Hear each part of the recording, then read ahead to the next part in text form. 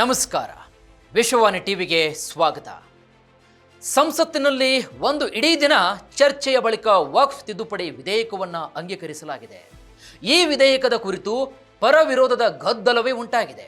ಲೋಕಸಭೆ ರಾಜ್ಯಸಭೆಗಳಲ್ಲಿ ಮಾತ್ರವಲ್ಲ, ಇಡೀ ದೇಶಾದ್ಯಂತ ಈ ಕುರಿತು ವಾಗ್ಯುದ್ಧವೇ ನಡೀತಾ ಇದೆ.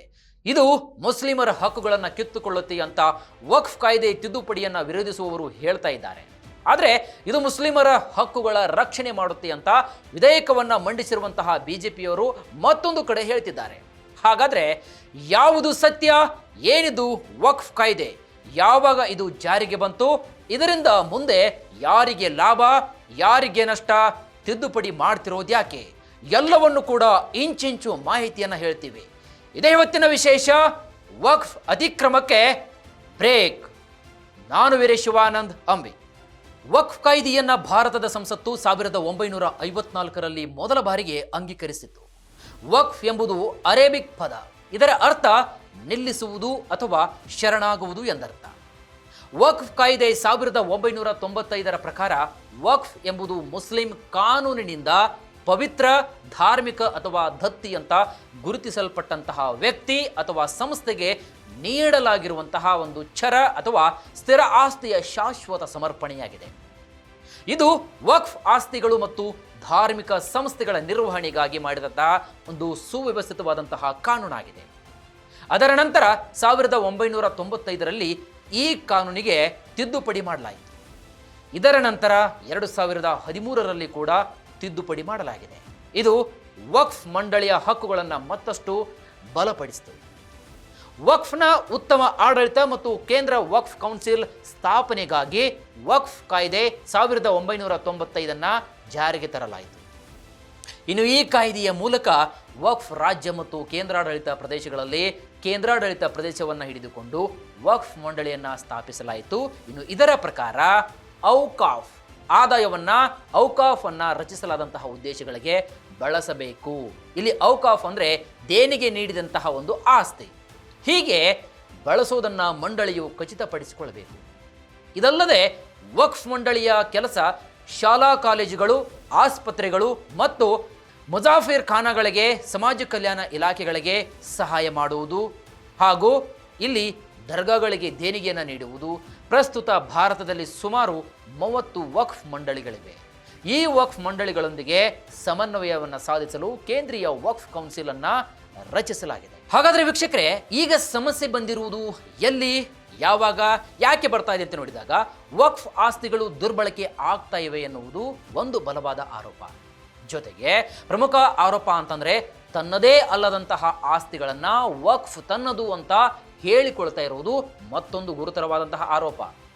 ಇದಕ್ಕೆ ಪೂರಕವಾಗಿ ಹೀಗೆ ವಕ್ಫ್ ಬೋರ್ಡ್ ತನ್ನದು ಅಂತ ಹೇಳಿಕೊಂಡಂತಹ ಆಸ್ತಿಗಳ ಬಗ್ಗೆ ನೀವು ನ್ಯಾಯಾಲಯದಲ್ಲಿ ದೂರು ದಾಖಲಿಸುವಂತಿಲ್ಲ ಎಂಬ ನೇಮ ಕೂಡ ಇದೇ ವಕ್ಫ್ ಬೋರ್ಡು ತನ್ನ ಹಿಂದಿನ ಸಭೆಯಲ್ಲಿ ಮಾಡಲಾಗಿತ್ತು. ಹಾಗಾಗಿ ಹಲವು ಕಡೆ ವಕ್ಫ್ ನಿರಂಕುಶ ಅಧಿಕಾರದ ಮೆರಿತಾನೇ ಇತ್ತು. ಇನ್ನು ಹಲವು ಅಮಾಯಕರು, ತನಗೆ ಸಂಬಂಧವೇ ಇಲ್ಲದಂತಹ ಹಿಂದೂಗಳ ರೈತರು ಮಾತ್ರವಲ್ಲ, ಲಕ್ಷಾಂತರ ಎಕರೆ ಸರ್ಕಾರಿ ಜಮೀನನ್ನು ಕೂಡ ಕೊಳ್ಳೆ ಹೊಡೆದಿದೆ ಅಂತ ಆಪಾದನೆ ಮಾಡಲಾಗಿದೆ. ಕಾರಣ ವಕ್ಫ್ ಮಂಡಳಿ ಯಾರ ಆಸ್ತಿಯನ್ನ ಬೇಕಿದ್ರೂ ಕೂಡ ತನ್ನದೇ ಆದಂತಹ ಸ್ವತ್ತು ಅಥವಾ ತನ್ನ ಆಸ್ತಿ ಅಂತ ಘೋಷಣೆ ಮಾಡಬಹುದು ಮತ್ತು ಅದರ ನಿರ್ಧಾರವನ್ನ ಯಾವುದೇ ನ್ಯಾಯಾಲಯದಲ್ಲಿ ಪ್ರಶ್ನೆ ಮಾಡುವಂತಿಲ್ಲ. ಹೀಗಂತ ಕೆಲವೊಂದಿಷ್ಟು ನಿಯಮಗಳನ್ನು ಜಾರಿಗೆ ತರಲಾಗಿತ್ತು ಅಂದಿನ ಕಾಲದಲ್ಲಿ. ಇನ್ನು ವಕ್ಫ್ ಕಾಯ್ದೆ 1995ರ ಸೆಕ್ಷನ್ 40ರ ಅಡಿಯಲ್ಲಿ ಮಂಡಳಿಯು ಈ ಅಧಿಕಾರವನ್ನು ಪಡೆದುಕೊಂಡಿದೆ. ವಿಶೇಷವಾಗಿ ಸ್ನೇಹಿತರೆ, ಸಂದರ್ಭದಲ್ಲಿ ಹೇಳಬೇಕಂತಂದ್ರೆ ಈ ಸಂದರ್ಭದಲ್ಲಿ ಮಂಡಳಿಯು ಆ ಅಸ್ತಿತ್ವದ ಆಗಿನ ಮಾಲೀಕರಿಗೆ ನೋಟಿಸ್ ಕಳುಹಿಸುತ್ತದೆ. ಈ ಕುರಿತು ಯಾವುದೇ ವಿವಾದ ಉಂಟಾದರೆ ವಕ್ಫ್ ಮಂಡಳಿಯಿಂದಲೇ ವಿಶೇಷವಾದಂತಹ ತನಿಖೆಯನ್ನು ನಡೆಸಲಾಗುತ್ತೆ. ಈ ಮೊದಲು ಕೇವಲ ನೋಟಿಸ್ ಕಳಿಸ್ತಕ್ಕಂತಹ ಮೂಲಕವೇ ಮಂಡಳಿಯು ಭೂಮಿಯ ಮೇಲಿನ ಹಕ್ಕನ್ನು ಪಡೆದುಕೊಳ್ತಾ ಇತ್ತು. ಆದರೆ ಯಾವಾಗ ಮೇ 2023ರಲ್ಲಿ ಸುಪ್ರೀಂ ಕೋರ್ಟ್ ತೀರ್ಪು ನೀಡಿ ಯಾವುದೇ ಆಸ್ತಿಯನ್ನ ವಕ್ಫ್ ಎಂದು ಘೋಷಿಸಲು ಕೇವಲ ನೋಟಿಸ್ ನೀಡುವುದು ಸಾಕಾಗುವುದಿಲ್ಲ, ಹೀಗಂತ ಸ್ಪಷ್ಟವಾದಂತಹ ಒಂದು ಹೇಳಿಕೆಯನ್ನು ಕೊಟ್ಟಿತ್ತು ಸುಪ್ರೀಂ. ಇದಕ್ಕಾಗಿಯೇ ವಕ್ಫ್ ಕಾಯ್ದೆ ತಿದ್ದುಪಡಿ ಅಗತ್ಯ ಅಂತ ಬಹಳ ಬಲವಾಗಿ ನಂಬಿತ್ತು. ಇದರ ಕುರಿತಾಗಿ ಸಾಕಷ್ಟು ಚರ್ಚೆಗಳು ಕೂಡ ಕೇಳಿ ಬಂದಿತ್ತು. ವೀಕ್ಷಕರೇ, ವಕ್ಫ್ ಮಂಡಳಿಯ ನಿರ್ಧಾರವನ್ನು ನ್ಯಾಯಾಲಯದಲ್ಲಿ ಪ್ರಶ್ನೆ ಮಾಡಲು ಸಾಧ್ಯವಿಲ್ಲ. ವಕ್ಫ್ ಕಾಯ್ದೆ 1995 2013ರಲ್ಲಿ ತಿದ್ದುಪಡಿ ಮಾಡಲಾಗಿದ್ದು, ಇದರ ಪ್ರಕಾರ ಭೂಮಿಯ ಮಾಲೀಕತ್ವದ ಕುರಿತು ವಕ್ಫ್ ಮಂಡಳಿಯು ಈ ನಿರ್ಧಾರವನ್ನು ಅಂತಿಮವೆಂದೇ ಪರಿಗಣಿಸಲಾಗುವುದು. ಮಂಡಳಿಯ ನಿರ್ಧಾರವನ್ನು ರದ್ದುಗೊಳಿಸುವಂತಹ ಅಥವಾ ಮಾರ್ಪಡಿಸುವಂತಹ ಅಧಿಕಾರ ವಕ್ಫ್ ನ್ಯಾಯಮಂಡಳಿಗೆ ಮಾತ್ರ ಇರುತ್ತದೆ ಅಂತ ಅಂದಿನ ಶಾಸನಗಳಲ್ಲಿ, ತಿದ್ದುಪಡಿಗಳಲ್ಲಿ ಉಲ್ಲೇಖ ಮಾಡಲಾಗಿತ್ತು. ಆದರೆ ವಕ್ಫ್ ನ್ಯಾಯಮಂಡಳಿಯಲ್ಲಿ ಇದುವರೆಗೆ ಹಿಂದೂಗಳಿಗೆ ಯಾವುದೇ ರೀತಿಯಾದಂತಹ ಸದಸ್ಯತ್ವ ಈ ಮಂಡಳಿಯಲ್ಲಿ ಇರಲಿಲ್ಲ. ಹೀಗಾಗಿ ಹಿಂದೂಗಳ ಜಮೀನು ಬಹು ಸುಲಭವಾಗಿ ವಕ್ಫ್ ಮಂಡಳಿಯ ಪಾಲಾಗ್ತಾ ಇತ್ತು. ಹಾಗಾಗಿ ಬಿಜೆಪಿಯ ಮತ್ತು ಸಂಘ ಪರಿವಾರ ವಕ್ಫ್ ಕಾಯ್ದೆ ಮತ್ತು ಮಂಡಳಿಯನ್ನ ಈ ಕಾರಣಕ್ಕಾಗಿಯೇ ವಿರೋಧಿಸುತ್ತಾ ಬಂದಿದ್ದು, ಇದೀಗ ಈ ವಕ್ಫ್ ಕಾಯ್ದೆ ತಿದ್ದುಪಡಿಯಲ್ಲಿ ಈ ಎಲ್ಲ ಅಂಶಗಳನ್ನು ಪರಿಗಣಿಸಲಾಗಿದೆ. ಹಾಗಾದರೆ ವೀಕ್ಷಕರೇ, ಈ ಕಾಯ್ದೆ ತಿದ್ದುಪಡಿಯಲ್ಲಿ ಏನು ಮಾಡಲಾಗಿದೆ ಅಂತ ನಾವು ನೋಡಿದಾಗ, ಹೊಸ ತಿದ್ದುಪಡಿಯಲ್ಲಿ ವಕ್ಫ್ ಮಂಡಳಿಗಳ ಕಾರ್ಯನಿರ್ವಹಣೆಯಲ್ಲಿ ಹೆಚ್ಚಿನ ಹೊಣೆಗಾರಿಕೆ ಮತ್ತು ಪಾರದರ್ಶಕತೆಯನ್ನು ಖಚಿತಪಡಿಸಿಕೊಳ್ಳುವ ಅಂಶಗಳನ್ನು ಇಲ್ಲಿ ಸೇರಿಸಲಾಗಿದೆ. ವಿಶೇಷವಾಗಿ ವಕ್ಫ್ ಕಾಯ್ದೆ 1995ರ ಸೆಕ್ಷನ್ 40 ತೆಗೆದುಹಾಕಲಾಗಿದೆ. ಅಂದರೆ ನಿರಂಕುಶವಾಗಿ ನೋಟಿಸ್ ಅನ್ನು ಕಳುಹಿಸುವುದು, ಯಾವುದೇ ಆಸ್ತಿಯನ್ನ ತನ್ನದು ಅಂತ ಹೇಳಿಕೊಳ್ಳುವುದು ಇನ್ನು ಮುಂದೆ ನಡೆಯೋದಿಲ್ಲ, ಸಾಧ್ಯವಿಲ್ಲ ಅಂತ ಹೇಳಲಾಗಿದೆ. ಒಂದು ವೇಳೆ ಹಾಗೆ ಮಾಡಿದರೆ ನ್ಯಾಯಾಲಯಕ್ಕೆ ಹೋಗಬಹುದು. ಹಾಗೆಯೇ ವಕ್ಫ್ ಮಂಡಳಿಗಳು ತಮ್ಮ ಆಸ್ತಿಗಳನ್ನು ಜಿಲ್ಲಾಧಿಕಾರಿಗಳ ಬಳಿ ನೋಂದಣಿ ಮಾಡುವುದು ಕಡ್ಡಾಯವಾಗಿದೆ. It's A compulsory. ಕಾನೂನುಬದ್ಧವಾಗಿ ವಕ್ಫ್ ಅಂತ ಘೋಷಣೆ ಮಾಡಲಾದಂತಹ ಯಾವುದೇ ಆಸ್ತಿಯನ್ನ ರದ್ದುಗೊಳಿಸುವುದಿಲ್ಲ. ವಕ್ಫ್ ಅಂತ ತಪ್ಪಾಗಿ ವರ್ಗೀಕರಿಸಬಹುದಂತಹ ಆಸ್ತಿಗಳನ್ನು ಪರಿಶೀಲಿಸಲು ಇದು ಜಿಲ್ಲಾಧಿಕಾರಿಗಳಿಗೆ ವಿಶೇಷವಾದಂತಹ ಒಂದು ಅವಕಾಶ, ಹಕ್ಕನ್ನು ನೀಡಲಾಗಿದೆ. ಅಂದರೆ ಅವು ವಾಸ್ತವವಾಗಿ ಸರ್ಕಾರಿ ಆಸ್ತಿಯಾಗಿದ್ದರೆ ಅವುಗಳನ್ನು ವಕ್ಫ್ನಿಂದ ಮತ್ತೆ ಮರಳಿ ಪಡೆಯಬಹುದು.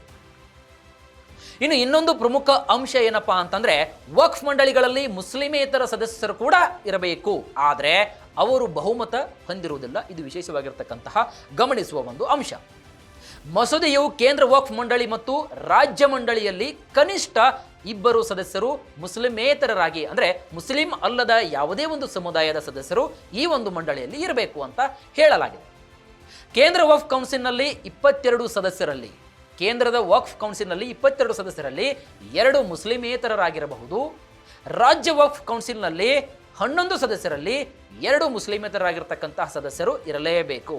ಇನ್ನು ಹೆಚ್ಚಿನ ಸದಸ್ಯರು ಮುಸ್ಲಿಂ ಸಮುದಾಯದವರು ಆಗಿರ್ತಾರೆ. ಈ ಬದಲಾವಣೆಯಿಂದ ಮಂಡಳಿಯ ಪಾರದರ್ಶಕತೆ ಅತಿ ಹೆಚ್ಚಾಗುತ್ತೆ. ಇನ್ನು ಯಾರದೇ ವೈಯಕ್ತಿಕ ಭೂಮಿಯನ್ನ ಸ್ವಾಧೀನಪಡಿಸಿಕೊಳ್ಳಲು ಇಲ್ಲಿ ಅವಕಾಶ ನೀಡಲಾಗುವುದಿಲ್ಲ ಅಂತ ಹೇಳಲಾಗಿದೆ. ಇನ್ನು ಕೇಂದ್ರೀಕೃತ ಡಿಜಿಟಲೀಕರಣ ಅಥವಾ ಪೋರ್ಟಲ್ ಮೂಲಕ ವಕ್ಫ್ ಆಸ್ತಿ ನಿರ್ವಹಣೆಯ ಡಿಜಿಟಲೀಕರಣ ಆಗುತ್ತೆ. ಇದು ಆಸ್ತಿಗಳ ಟ್ರ್ಯಾಕಿಂಗ್, ಗುರುತಿಸುವಿಕೆ ಮತ್ತು ಮೇಲ್ವಿಚಾರಣೆಯನ್ನು ಸುಧಾರಿಸುತ್ತೆ. ಪಾರದರ್ಶಕತೆ ಮತ್ತು ಹೊಣೆಗಾರಿಕೆಯನ್ನು ಇದು ಕೂಡ ಬಲವಾಗಿ ಖಚಿತಪಡಿಸುತ್ತೆ ಅಂತ ಹೇಳಲಾಗಿದೆ. ಲೆಕ್ಕ ಪರಿಶೋಧನೆಯಾಗಿರಬಹುದು ಅಥವಾ ಲೆಕ್ಕಪತ್ರ ಕ್ರಮಗಳ ಮೂಲಕ ಹಣಕಾಸಿನ ದುರುಪಯೋಗವನ್ನು ಇದು ತಡೆ ಹಿಡಿತಕ್ಕಂತಹ ಒಂದು ಸಾಧ್ಯತೆ ಈ ಒಂದು ನಿಯಮಗಳಲ್ಲಿ ಇದೆ. ನಿಧಿಗಳನ್ನು, ಕಲ್ಯಾಣಗಳನ್ನು ಅಥವಾ ಕಲ್ಯಾಣಗಳ ಉದ್ದೇಶಕ್ಕಾಗಿ ಸಭೆ ಸಮಾರಂಭಗಳಿಗಾಗಿ ಬಳಸುವುದನ್ನು ಇದು ಖಚಿತಪಡಿಸುತ್ತೆ. ಇನ್ನು ಕನಿಷ್ಠ 5 ವರ್ಷಗಳ ಕಾಲದಿಂದ ಮುಸ್ಲಿಮರಾಗಿರುವವರು ಮಾತ್ರ ತಮ್ಮ ಆಸ್ತಿಯನ್ನು ವಕ್ಫ್ಗೆ ನೀಡಬಹುದು ಅಂತ ಹೇಳಲಾಗಿದೆ. ಅಂದರೆ ಯಾರದ್ದೋ ಒಂದು ಆಸ್ತಿಯನ್ನು ದಾನ ಬರೆಸಿಕೊಳ್ಳುವುದಕ್ಕಾಗಿ ಮತಾಂತರ ಮಾಡಿಸಲು ಇನ್ನು ಮುಂದೆ ಸಾಧ್ಯವಾಗುವುದೇ ಇಲ್ಲ. ಹಾಗಾಗಿಯೇ ವಿಧವೆಯರು, ವಿಚ್ಛೇದಿತ ಮಹಿಳೆಯರು ಮತ್ತು ಅನಾಥರಿಗೆ ವಿಶೇಷವಾಗಿರ್ತಕ್ಕಂತಹ ನಿಬಂಧನೆಗಳು ಕೂಡ ಇವೆ.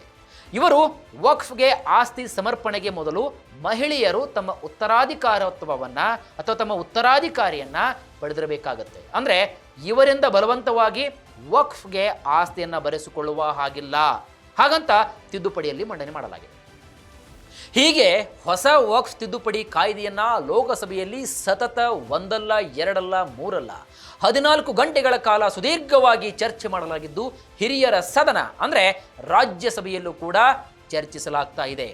ಇದೆಲ್ಲದರ ನಡುವೆ ದೇಶದ ನಾನಾ ಭಾಗಗಳಲ್ಲಿ ಅಥವಾ ನಾನಾ ರಾಜ್ಯಗಳಲ್ಲಿ ಇದೇ ಮುಸ್ಲಿಂ ಸಮುದಾಯದವರು ಹೊಸ ವಕ್ಫ್ ತಿದ್ದುಪಡಿ ವಿಷಯ ಯಾವಾಗ ಮಾಧ್ಯಮಗಳಲ್ಲಿ ಪ್ರಸ್ತಾಪ ಆಯಿತೋ ಎಲ್ಲರೂ ಕೂಡ ಸಿಹಿಯನ್ನು ಹಂಚಿ ಸಂಭ್ರಮಿಸ್ತಾ ಇದ್ದಾರೆ. ಹಾಗಾಗಿ ಕಾದಷ್ಟೇ ನೋಡಬೇಕಾಗತ್ತೆ. ಇಲ್ಲಿ ಹೊಸ ವಕ್ಫ್ ತಿದ್ದುಪಡಿ ಮುಂದೆ ನಮ್ಮ ಭಾರತೀಯ ಒಂದು ಸಮುದಾಯದಲ್ಲಿ ಅಥವಾ ನಮ್ಮ ದೇಶದಲ್ಲಿ ಯಾವೆಲ್ಲ ರೀತಿಯಾಗಿ ಬದಲಾವಣೆಯ ತರುತ್ತೆ ಅಂತ ಕಾದಷ್ಟೇ ನೋಡಬೇಕಾಗತ್ತೆ. ಇದಾಗಿತ್ತು ಇವತ್ತಿನ ವಿಶೇಷ. ಮತ್ತಷ್ಟು ವೈವಿಧ್ಯಮಯ ಸುದ್ದಿಗಳಿಗಾಗಿ ನೋಡ್ತಾ ಇರಿ ವಿಶ್ವವಾಣಿ ಟಿವಿ. ಧನ್ಯವಾದಗಳು.